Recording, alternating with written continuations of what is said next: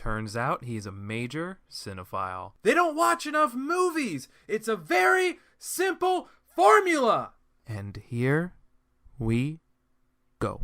Howdy hey you. Welcome to another episode of Nick Nat Goes to the Movies, the podcast that combines all of the latest and hopefully greatest cinematic marvels, along with some of the more obscure and random horror movies out there. This week we will be going for a few titles with alliteration and nothing else in common outside of both coming out in early August. Bodies, Bodies, Bodies, and Bullet Train. Early on, neither of these had much fanfare. Bullet Train got a huge wave of marketing around the end, right before it came out, and pretty much became the movie to watch in theaters this month, maybe even this summer. While Bodies X3 got a short treatment and a short release, but it had Pete Davidson in a horror movie. We were all curious about that one. So let's see how, as this month comes to a close, how these movies fare to kick it off before the inevitable box office halt prior to the holiday movie season. So, of the movies that we're going to talk about, I saw Bullet Train first, ergo we'll talk about it first, and to be fair, I was more excited about it overall. I did not know it was going to be better, but I had more optimism that it was going to be good enough at least. Even though I was using the metric of the more well-known actors, the better. And let me tell you, this movie is packed with talent. It has Brad Pitt as the lead, enough said right there and then.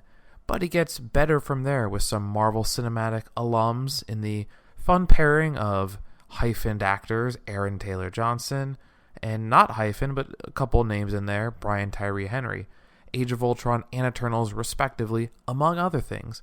Big ATG fan after Kick-Ass, but I'm appreciating older him acting and stuff as well. We've talked about Hiroyuki Sanada before from his great roles in the underrated modern, not the old ones, modern Mortal Kombat adaptation, which is getting a sequel, and the Army of the Dead movie from Netflix and Zack Snyder, Westworld, the TV series, and so many more things to name. He has a strong presence as like the bad business guy, like Mads Mikkelsen's, and at times he can still do pretty quality action fight choreography.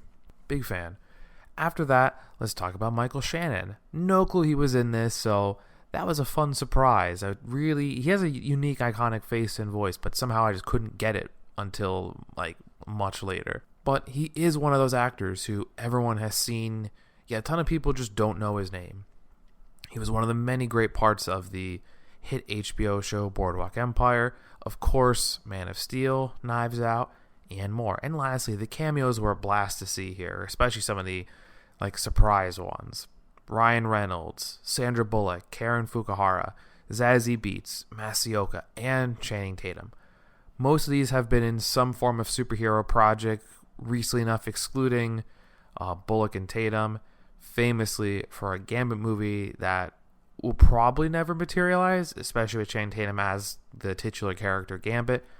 You might or could say the market is oversaturated and that is a bad thing, but I still love these. Some heard and eventually seen of these list of characters, some just a brief one-off, one scene here and there. But every time there was a new one of these characters that was in the movie and had a moment to shine, it just added to the fun chaos this movie was. Would they be, and will they be as funny a second time around when you know they're coming? I don't know. Maybe not. But I think preemptively, I could watch and still enjoy this movie time and time again. So let me say why I think this about Bullet Train. So to start off, this movie might feel a bit jarring with maybe a more serious tone and not Brad Pitt to start.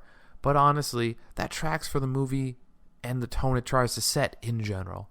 Even with him, Brad Pitt, seemingly as the main character. Most of the time, he's just bopping around. He's, things happen to him. The more he goes around this train, just things go wrong and wrong and wrong. And that's a recurring joke in the movie. As more and more characters are introduced and removed on a frequent basis, sometimes this movie totally goes from super dark, and when I say removed, you know what I mean. They're no longer in the story. They're dead. And it goes from these super dark things to just these hilarious moments with little or no warning, and it flips on a dime. But it's not jarring. It's just like, it's not jarring in a bad way. Just like, whoa, there it is. We're back. We're going forth. And it really keeps you on the edge of your seat. This is a summer action movie that finds a good balance with violent action fight scenes and hilarious, strange, and quirky humor. And the dark humor blends into this perfect summer cocktail of a movie. And that's not easy to do. And if we're talking about summer cocktails, I know what you're thinking. The drink of the summer, you would say it's a Dirty Shirley. That's not what I'm going to say. Let me tell you about a cocktail that I had maybe a week ago. Tail end of August, pool party. You're going to want to try this. The Key Lime Hurricane. If you like, the key lime pie, a little bit of a cream accent to your cocktails, this is one you want. You need it. I know it's not the summer anymore officially. It's still warm. Still warm here in Wisconsin for a bit still. I'm just saying, wherever you are, if you have not tried the Key Lime Hurricane and you're of legal drinking age, do it. You will not regret this fun cocktail. But we're going to get away from mixology, as much as that was my passion project in college and like one of my creative art hobbies. You already listen to this podcast. This is the new expression and artistic thing I have out there. So let's talk about movies and not as much about drink making, as much as maybe I'll get back to it one day. This is another movie where the setup should make it feel pretty straightforward. There is no doubt who the main character is, and at the end of the day, it's his journey to get this briefcase on a train, get off the train, end of story. But if that was the case, it would not be the most engaging movie without, throwing a wrench in Pitt's plan. It'll be a really short one. It'd be in the less than 120 range, which I know some people are big into that who don't like the full 2-3 hour world of movies we're going to, but I'm not one of those. I'm waiting for that 6-hour Andy Muschietti cut of It Chapter 1 and 2 combined. I don't know if it's going to happen, but I'm ready. When it comes, I will be watching the heck out of that thing. If. It's an if, not a when. It's a very much an if, but I'd be down for it. Get it? It. Anyway, like a few other movies I'm a big fan of, this for sure gave me Smokin' Aces vibes, and those other Guy Ritchie, like the gritty British crime movies, not the two Sherlocks. Those are good, just not the comparison I'm drawing from or alluding to. There is, in this one though, a clearer main character over some of those other ones I talked about before. But you still have this fun ensemble cast of characters going after something. In Snatch, it's a diamond. Smoking Aces, it's the heart of Jeremy Piven, literally and not literally. In this one, it's a little less clear, but there's either some sort of general relation or goal to getting a briefcase with money and or revenge. So there's goals. Everyone has goals. They're just not always the exact same one, but most of them intertwine with each other. While some people are in and out of this movie outside of Brad Pitt, I think the two characters that really steal the show for me have to probably be Brian Tyree Henry and Aaron Taylor Johnson. Some of the other assassins are fun enough, and I don't think there's a bad actor in this movie, but none really do it for me as much as them. Their partnership and brotherhood and the continual dialogue and odd fascination with Thomas the Tank Engine as a barometer for real-world character observations is something I never knew I needed in a movie about a bunch of assassins. And I was a Thomas the Tank Engine kid. Mr. Topham Hatt, Thomas, obviously. I think there was Ruby. I think that was like a movie. I don't really remember a ton of the other ones. I mean, Diesel is the one that's continually brought up in this one. But that was fun. Fun little throwback. I think if you have a lot of Thomas the Tank Engine knowledge going into this movie, you're going to really be down for it. I don't have as much as I used to, but if you can do some research ahead of time, do some Thomas the Tank Engine research before getting back to rewatch this movie, and maybe you'll get a little more out of that.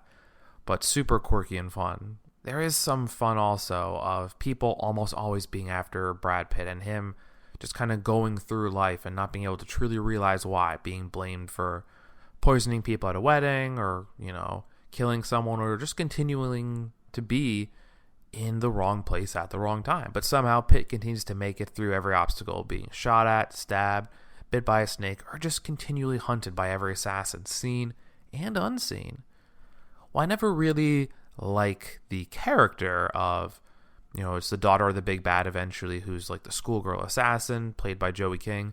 That's probably why she's such a good villain you like to hate.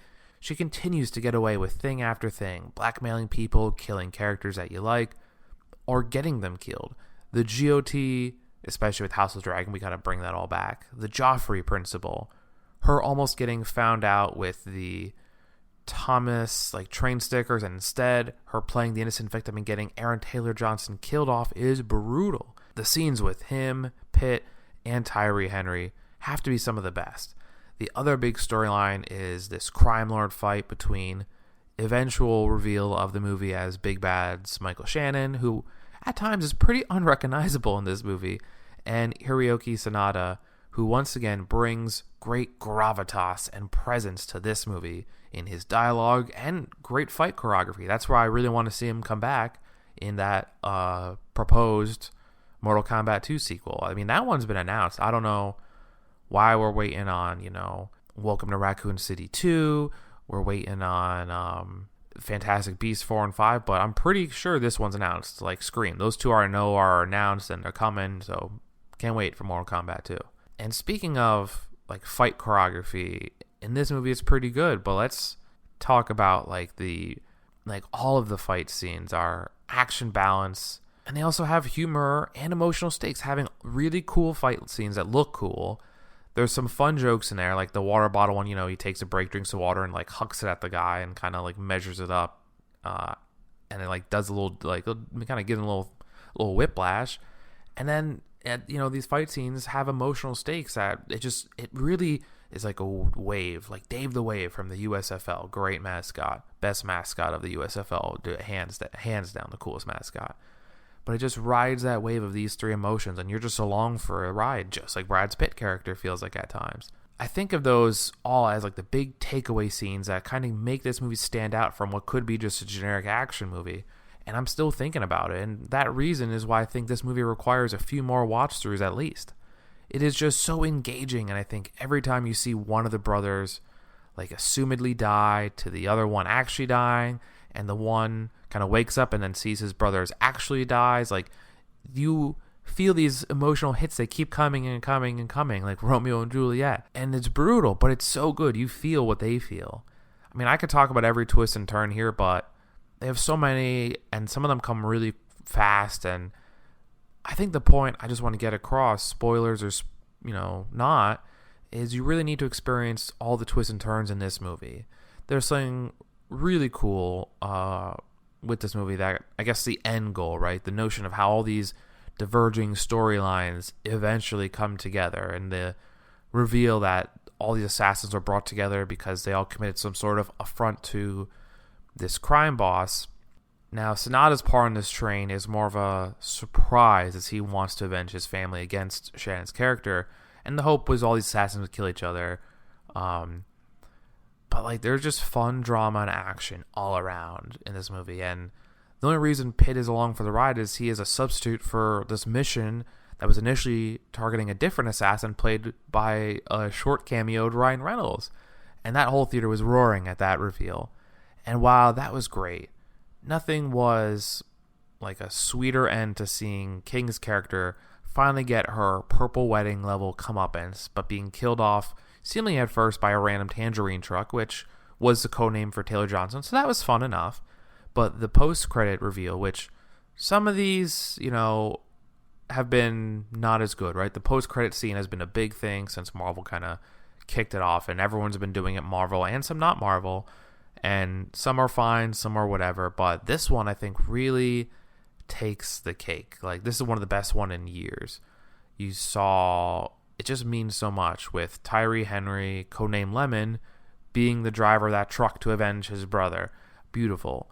And for those like me who did not get it at first, seeing Pitt's handler, her voice revealed to be Sandra Bullock, another fun cameo to end a really fun movie that for me might have been of the lesser known movies of the summer, not a big sequel, a movie that didn't have a ton of fanfare until probably right before it came out. This has to be one of the movies of the summer, one of the best, I think. And if we're going to talk about movies that weren't as well known, you really got to talk about Bodies, Bodies, Bodies, a movie that I don't think anyone that I had talked to in my circle here in Wisconsin or wherever, no one really was like talking about Bodies, Bodies, Bodies, which I thought was like, I almost wasn't even sure if it was going to be available in Marcus Theaters. I kept looking, where is it available? When is it available? Eventually it came, but it was like waiting ages to find these tickets to be available here in Wisconsin. And obviously I went to Marcus Theaters, my favorite theater here. Great theater, love it. Love the Tuesday deal. Can't wait to go back and watch some more movies. It's been a little too long since I've been to Marcus Theaters. Now that it's September, got to get my new movie fix in. But I initially wanted to see Bodies X3 because of a scary movie, that might be a slasher with Pete Davidson in it. It had faint vibes of being Scream adjacent, and honestly, I figured Pete Davidson was going to die early on or he was going to be the killer. Like, we knew Jack Quaid was the killer in the latest, one of the greatest Scream movies early on when he was cast as probably the most recognizable named actor of like all the new cast members at least. In this small cast, Pete Davidson has to be the most known. But he's pretty new to the movie industry. His SNL stuff has been all over the place. But time will tell if his film career will grow past, his shorter roles like this movie, The Suicide Squad, and of course that one of like Manhattan, Brooklyn One about firefighters. I hadn't seen it. I know it exists. I'll get there. I've only seen him in two that are much smaller short roles. Outside of this, I've seen a few people in roles, but they were either, much older now, from roles like the grown-up Hunger Games actress for Rube, which is Amanda Stenberg, Maria Bakalova, who held her breakout role, I would say, in the surprisingly nice and emotional, eventually, story and sequel, Borat's subsequent movie film. Weird that was like, there were some nice emotions in that movie. And Lee Pace, who I feel bad that the things I know him for are like the not good Hobbit trilogy. Still TBD on Rings of Power, how I feel about it. I only got like 20 minutes in before I had to get up, move on, and do this podcast episode before I could go back to fun watching of things. I've been sitting on this episode for probably too long.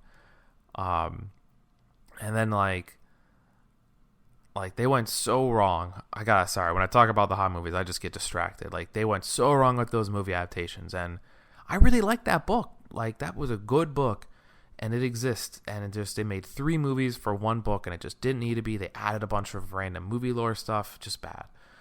But other things Lee Pace has been in, like he was, a very boring villain of a very good film, Ronan the Accuser in Guardians of the Galaxy. I don't know. I haven't had great luck with Lee Pace things. Maybe one day I'll see if that changes with another one of those AMC shows that now I think you could pretty much only watch on AMC Plus. Maybe it's on Netflix. I haven't tracked in a while, but *Halt and Catch Fire* is one of those ones you hear about, but I'll get to it eventually. But the movie starts off innocently enough, which I guess most horror movies do. Like, if you watch a horror movie and get through the first 5 minutes and pause, you say, wow, what a happy family they have, or something along those lines. Like, even if this isn't really like a horror movie to the same degree, Young Love and all that, like the age-old story arc, these movies always seemingly have to be the happiest in the first few minutes or so, like a friend reunion, things that, can't go wrong, right? Well, if they didn't, the movie would be super boring. There's a downward arc these movies have to take. So most people know each other in this movie from this small mansion party, and pretty quickly you get your fun cast of characters, a former lover, the guy with history, the mystery older man, and a few others along for the ride with this 7-person cast. It's only 8 actors total on the whole movie, so it is like a small cast of characters. This is such an interesting movie to talk about because the plot at times is exactly what you think it is. You see the little problem signs forming already. If you know the genre a bit, like, that someone leaving the car flip down mirror on will drain the car battery with the light, and that will eventually be a problem. I spotted that shit from a mile away. I'm pretty sure that's because of Slasher, one of those Netflix shows that I think goes a little too far with gore. Not the first season. I liked the first season, but season 2 and 3 had some weird stuff with like skin sewing and like cannibal stuff. Like, Slasher's like weird, like maybe too weird. I do want to see that 4th season at some point, but that's on Slasher, and I don't know if I want to do the AMC Plus Slasher Combine thing. I think I'd enjoy it, but sometimes with some streaming services, it's real hard to convince yourself to do some of them. AMC Plus, like Slasher, is close, but I can't convince myself to do it right now. This may not be the wildest movie with some of this stuff. Like, this is kind of where the charm comes from. The setup is so simple of kids in a house and things go wrong, but it is where it goes that makes the movie, I think, stand out. I wish I got more publicity. Like, the marketing was just not there for this. But also, I would say the best way to enjoy this movie, and a lot of these, has to be with probably little info going into it. It might be worse now seeing it a second time around knowing what happens, but that first time was a fun treat. The gist is a bunch of pent-up drama between a group of friends and how they just really don't like each other as much as they pretend to, and it all kicks off with murder. Not at first. There is a slow burn of drama of people not liking small things about each other, or their plus ones and such. Like, the red herrings dropped here are so good in this. I would say modern influencer version of a book I love, and maybe I've talked about in here before. Also, really good TV miniseries with like all the best British actors that you know of, and it's Agatha Christie's And Then There Were None. The Chekhov's gun thing in this is, it's an effect, and there's some big ass kukuri blade that like the old man and the odd man out of the group uses to like impressively like slice open a champagne bottle with like a cool champagne saber. And that moment is more important than you would think for so many reasons of the progression of the movie. After this, you know, there's a game similar enough to Mafia in this one, and like the title of the movie is Bodies, Bodies, Bodies, which honestly, this looked like fun. If you take away all the horror movies I've seen ever telling me this is a bad idea, playing a game like Bodies, Bodies, Bodies with a bunch of friends in a big dark mansion sounds like a ton of fun, especially with spooky season coming around. But hey, look, as this movie says, you can't forget the bevs. And if I got, like, if this was the worst thing that happened and if all those movies were true, at least I went out doing something fun. I mean, you know, scary movies are fun. I don't know. I watch a lot of them. TBD if I would have a better time being in a haunted house, like attraction, not like a real one. I was acting in one once, story for another time, but I don't know, could be a good time. But unlike my ideal version of this night, like infighting begins and people start to separate and isolate, like they might as well say, I'll be right back. Not only like on whose side they're on separating, but also they literally go off alone. And like the one thing you never want to do in a horror movie, thanks for laying out the rules there, the Scream franchise, is just go off by yourself. And it's not too long before, unsurprisingly, Pete Davidson is running around with his throat slashed, bleeding everywhere. He either knew he was the killer or the first to die. There was no other option. Now, my teen horror killer brain thought he was faking it. Like so many times I thought he would pop back up again, or someone would have forgotten to, like, he was lying there, he just wouldn't be there. And like maybe they didn't check his pulse right. Like, these kids could have absolutely gotten it wrong, but in short, he was dead. So the rest of this movie was like, who killed him, who was the killer, and I guess would there be more people killed? Now, before I go further in that, the big question I wonder at times is, who is the main character? Is this more of a fish out of water tale with one of the two stars from the Borat sequel, or is it Adult Rue? I feel like the movie sets up Stenberg as the lead and kind of wants you to accept that. But there was always threads of Baklava being the more interesting lead, especially as our window into this world and friend group. The drama she too is unaware of, as we are as the audience. She's our window into that. And either way, it's clear who the movie kind of wants you to root for initially. Young love and all that. And from this point on, the suspects kind of make all sense. Like the older guy from a dating app. Gosh, too real is the pain of dating apps. It sneaks into everything I do. But if you're single in Wisconsin, hi.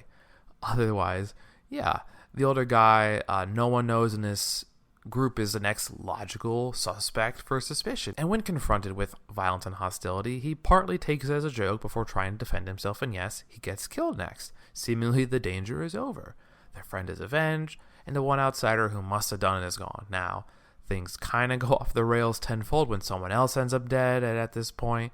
It could be anyone. I mean, the claws continue to come out and everyone has little or bigger things they hate about each other, and the fakeness and suspicion starts to come out. And that's like third death. Like, that's, no one knows if that's an accident or not. It could have been, it's explained to be as it, but it kind of leaves it a little vague, which is kind of fun. Sure, the remaining women all think the other new girl who's brought along as a +1 must be the killer, but she's the sanest of the group. She doesn't have all this pent-up drama the others do. And through these crazy reveals of personal stuff and a mockery of influencer culture and more, like me, big influencer Nick in the game, like, so many people keep dying off, falling off stuff, getting shot, you name it. And like in Then There Were None, eventually there are two left, two potential lovers. This is when they have a history, not when they grow to have some sort of understanding that maybe they're not so bad, and they don't trust each other at all, partly because the assumption is someone of these two must be the killer, and there is a mistrust about sleeping around with someone else in the group, a mystery we never truly learn, but once again there's implications. Now, unlike And Then There Were None, somehow, as much as I expected Pete Davidson to be alive the whole time and this being some sick joke, this wasn't the case. Like, there was no, they killed one of the other people, and the one person left, like, hung herself, and the other guy, like, was surprised I wasn't dead the whole time, and it was my plot of, like, justice in ironic ways for crimes that you committed that weren't properly dealt with the system from the judge, which, I guess you could have seen coming, but you thought he was dead. Now, in this case, he was dead. The plot twist of using, Pete Davidson's face to unlock his phone that they find, thinking it's a different phone. They find a TikTok. I'm going to assume it's a draft because otherwise it's impossible how this thing could have been posted and, like, maybe how'd he kill himself and then was it posted? Doesn't make sense. In short, he's trying to open up the champagne bottle with the cool sword that the other guy did, and he does it badly and cuts himself in the neck and dies. And that's what kicks it off. So like I said, there's no way it was posted, because if it was posted, there's a big mystery to this movie. But I don't think that's the case, so let's go with the assumption that that's not what happened, and it was a draft they found, and that makes more sense. Haven't been able to look that up on the internet and, like, find it, and I'm sure I'll watch this again just to figure out that one part, but I'm going to go on the assumption that it was a draft and not a posted video. But this video does show proof that there was no killer and everyone died in vain because of just weird drama and tension the group has had for a long time. A dark and somber, albeit hilarious end to a fun enough, small-scale, different enough, horror-adjacent movie that takes inspiration from a lot of things, but also does its own thing in the end. So yeah, fun enough and much better from the last A24 film I saw, #Men, the movie. What a weird movie we saw, Caleb and Elise. What a weird-ass movie Men was. So, we know a lot about these movies. Now we gotta rank them. Not rank them, but give them reviews. I don't think we can compare and contrast these two. I think that's always the difference of when I put two movies on an episode I've seen recently, I can't always say this is better than this. Comparatively, I can just say, give them the star rating and say why. So, I gave Bodies a 3.5 stars, and like I said, I think it's fun, it's different, it's not what I expected, and I didn't mind that. It's a small-scale movie, and that's fine. I enjoyed Bodies. I don't think you could enjoy that movie time and time again, but I think it was fun. Fun, small-scale movie. Maybe not as good as the last horror-adjacent, that one was truly a horror, small-scale movie in The Black Phone, but I think you could watch that one again and again, at least a few more times than this. But nothing wrong with Bodies. Definitely give it a watch. Bullet Train, I gave it 4. I thought Bullet Train was going to be my favorite movie of the summer movies, and it definitely was better than Thor. I think it was better than Bodies. Not like compare and contrast as in they're so similar, but just I really enjoyed Bullet Train. I was always on the edge of my seat, and I think I could watch this one. I think this could be an eventual bookcase purchase for me. Like, it's so much fun. The twists and turns are good. The ensemble cast is good. I highly recommend Bullet Train. If you haven't seen it yet, go do it. You are going to be in for a treat. Well, that's all the time we got for this week's episode of a few of these August box office movies that really did something for me. or at least entice me to physically go to the theater. Now I have some streaming service ones to get to. I promise they're coming, and I've talked about these two probably too much, but this is the promise. They are coming. Prey from Hulu and the Netflix Vampire movie Day Shift. They are actually going to be some September theater releases coming.